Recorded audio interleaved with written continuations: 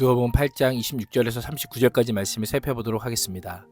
거로사 지방에서 일어난 군대 귀신의 축사 사건과 돼지떼 몰사 사건을 언급합니다. 26절에서 29절은 거로사에 귀신 들린 자입니다. 예수님께서는 풍랑을 잠잠케 하신 후에 항해를 계속하여 제자들과 함께 갈릴리 맞은편 거라사인의 땅에 도착합니다. 광풍에 떠밀려 우연히 도착한 것이 아니라 원래 의도한 목적지에 도착한 것입니다.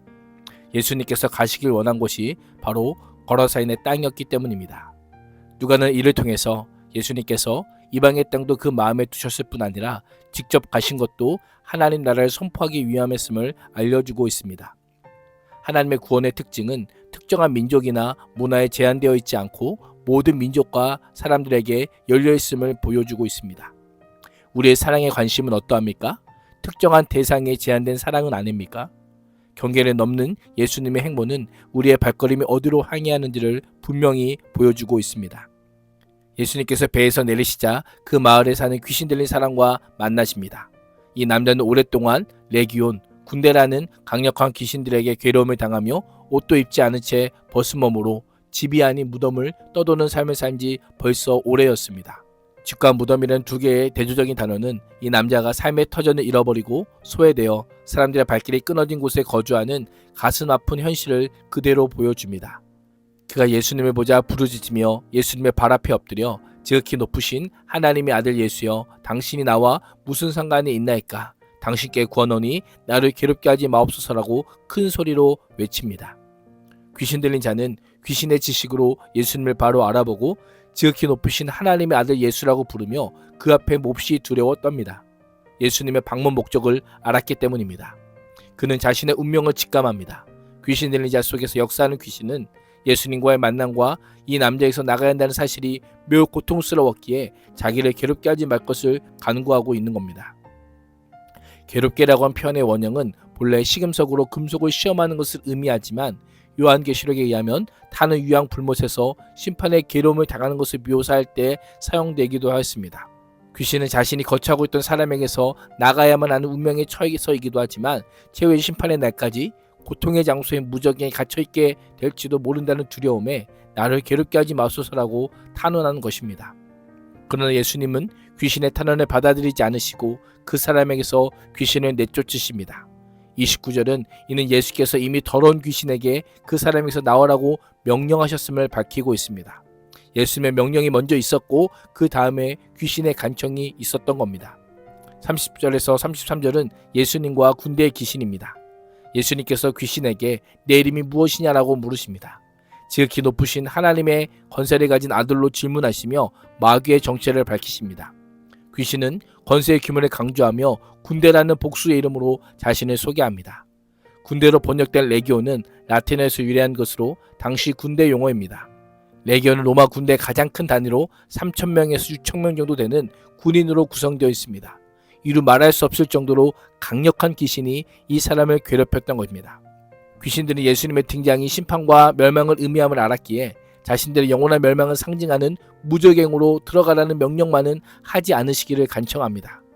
무적행은 문자적으로 바닥이 없는 이라고 하는 의미로 밑바닥이 없다는 것은 이곳이 절망의 나락으로 끝없이 떨어지는 공포스러운 공간임을 가리킵니다. 성경에서 무적행은 귀신마저 두려워하는 세계로 묘사하며 최후의 심판이 있기 전 이전에 멸망받을 짐승 곧 사단 세력이 일시적으로 거하는 곳임을 알려줍니다. 귀신들은 이 고통이 얼마나 큰지를 알고 있었던 겁니다. 때마침 주변 산에서 돼지떼가 먹이를 먹고 있는 것을 본 귀신들은 예수님께 자신들을 돼지떼에게 들여보내달라고 요청합니다. 예수님은 그 요청을 허락하시고 그들이 돼지떼에 들어가도록 허락하십니다. 예수님은 귀신 들린 남자를 지배하던 악한 세력의 본질을 드러내실 뿐 아니라 돼지떼로 내쫓으심으로 하나님의 권세는 물론 구원의 능력을 온전히 선포합니다. 그러자 갑자기 돼지떼가 절벽 아래로 내리달아 호수에 빠져 죽습니다. 몰살시키다라고 하는 표현은 씨 뿌리는 자의 비유에서 씨앗의 기운이 막혀라고 하는 의미로 사용되기도 했습니다. 일반적으로 짐승이 물에 빠졌을 경우 곧 떠올라 숨이 막혀 죽을 일은 거의 없지만 그럼에도 돼지떼가 죽은 것은 귀신이 수많은 돼지들이 도저히 숨을 쉴 수 없을 정도로 눌러 직식시켰음을 의미하고 있습니다. 34절에서 39절은 마을 사람들의 반응입니다. 돼지를 치던 사람들이 그 광경을 보고 달아나 마을과 그 일에 이 일을 알립니다. 마을 사람들은 귀신 들린 남자가 온전한 정신으로 예수님의 발 앞에 앉은 것을 보고 놀라움과 두려움에 사로잡힙니다. 이 사건은 거라사 주변의 모든 사람들에게 매우 큰 충격이었습니다. 군대 귀신을 제압할 정도로 권세를 가지신 예수님께서 돼지떼를 몰살시켰으니 자신들의 재산에 또 어떤 타격을 입힐 수도 있다는 두려움에 사로잡혀 예수님께 떠나달라고 요청합니다. 그들은 예수님의 권능과 구원의 증거를 목격했음에도 이를 외면하고 지금 당장에 자신의 안락과 경제적 이익을 따져 예수님의 권위를 받아들이지 않았던 겁니다. 예수님께서는 마을 주민들의 요청대로 배를 타고 그곳을 떠나십니다. 귀신 들렸던 사람은 자신도 함께 가겠다고 요청했지만 예수님께서는 그를 보내시며 집으로 돌아가 하나님이 내게 어떻게 큰 일을 행하셨는지를 말하라고 명령합니다. 그를 치유와 회복의 증인으로 삼아 예수님의 권위와 하나님의 구원을 선포하게 하십니다. 귀신 들린 광인에서 복음을 전하는 증인의 역사를 이루신 하나님께서 우리를 향해 죄에 놓였던 죄인에서 복음을 전하는 제자로 살 것을 명령하고 계십니다. 오늘도 그 명령에 순종하는 복음의 증인이요 제자가 될 수 있기를 주님의 이름으로 축복합니다. 기도하겠습니다. 하나님께서 우리에게 행하신 구원의 큰 일을 온 성내에 전하는 복음의 증인이요 제자로 살게 하여 주옵소서. 예수님의 이름으로 기도합니다. 아멘.